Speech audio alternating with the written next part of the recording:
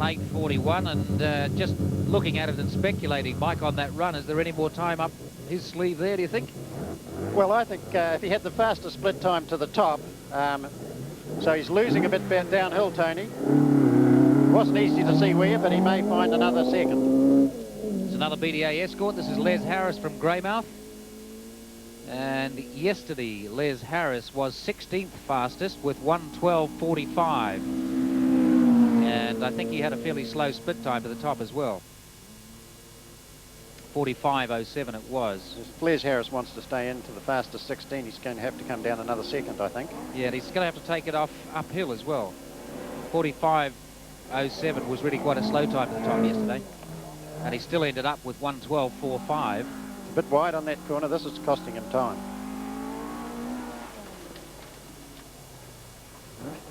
Well, that's considerably quicker, 42.99. So almost 3 seconds taken off the top, and that was where he needed to lose it. So if he's on the same sort of schedule downhill, he's in line for 1:10.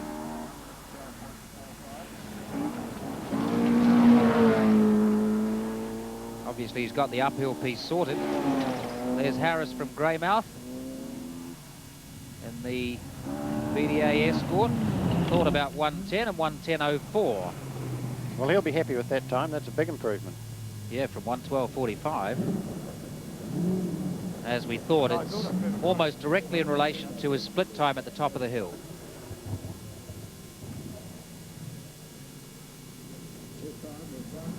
Here's the colourful Christchurch character of Trevor Crowe. The Zagato Jeans Starlet V8.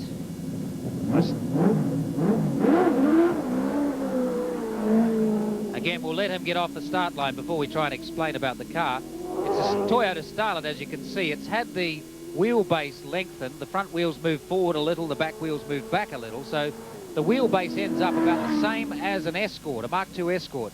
And the motor in it, Trevor Crowe has favoured the Oldsmobile version of the 3.5 litre V8s, fairly similar to the Rover 3.5 and the Leyland P76. They all have the same history. Trevor Crowe's always used the Oldsmobile version, but he's got a bigger crankshaft in this one out of the 5 litre Oldsmobile motor, so he comes up with 4.5 litres, the same bore size as a 3.5 with a bigger crankshaft.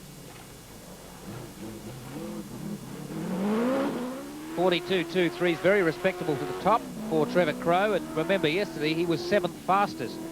Talking to him earlier, Mike, he didn't expect to qualify in the 32 and says now that he's going to go and come back next year and do it properly. Well, I'm sure he was hoping to qualify in the fastest 32 because he did do quite a bit of work to prepare the car for the event. And I see overnight, Tony, he's taken the big fin off the back. He took the wing off the back to try and get the tail a little more lively. What a handful it was just down there. Certainly got the tail more lively, hasn't he? 1:09:30 is an excellent time for Trevor Crowe. He's come down from 11:12. Of course, that's circuit car.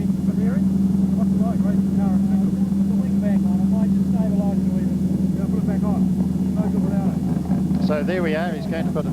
There's the result of the experiment. Yes, he's going to put the stabiliser back on. It's Graham Crawford in the Mazda RX 323.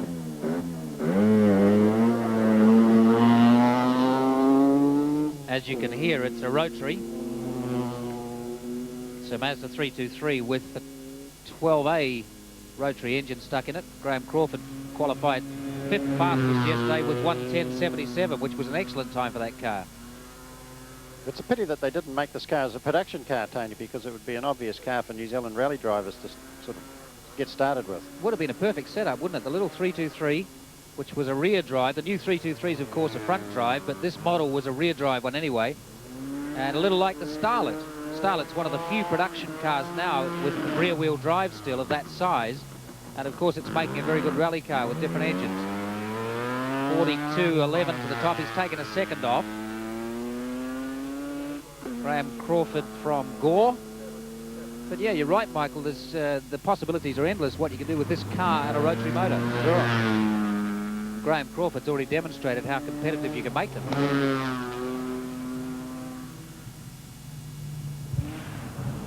He had 1:10.77. He's got 1:08.93. So everybody's coming down.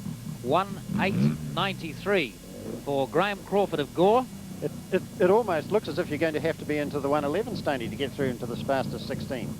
Sure does. We've only got one car that's outside 112 at the moment, and that's Hugh Owen.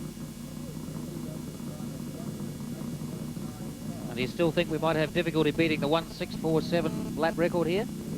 I think it's gone for Burton already, looking at these times. Well, the way things are going, it certainly is. Ross Bailey from Springston in the Nissan Stanza. Ross Bailey yesterday was 18th fastest. He had 1:12.58. But on the indication of the times, he needs to be down to 110s, really, because there's a few other people in here who are going to be down to 110s, I think, out of this qualifying order. Those who've got into the 32. So we're getting into the cars now that are slightly down on power compared with the front runners. And that, of course, makes the difference uphill. So we'll get a look at his split time at the hairpin at the top. He had 45.40 for his split time in the first one. 43.77, so he's dragging the time down. He's found a quicker way uphill. Let's see if he can do the same down, and he should be into the high 110s, maybe 111. He had 1:12.58. With what he's taken off on the split time to the top of the hill, he should be in the low 11s or high 110s, which should just get him inside.